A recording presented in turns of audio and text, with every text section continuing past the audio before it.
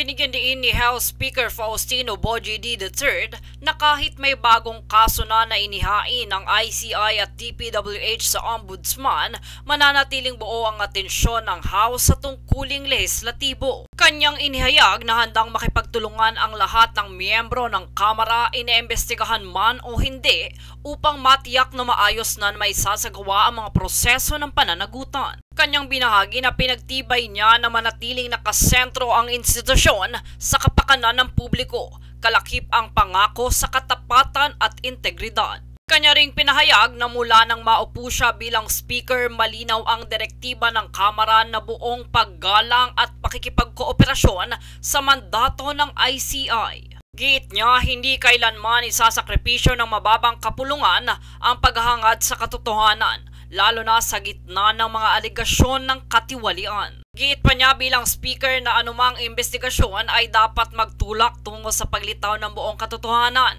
at hindi sa pagtatakip ng mga may sala. Dagdag pa niya na ang pananagutan ng mga lingkod bayan ay hindi dapat iwasan at dapat isulong upang mapanatili ang tiwala ng mga mamamayan sa mga institusyon. Jade Buhoy, nag-uulat para sa Golden Nation Network.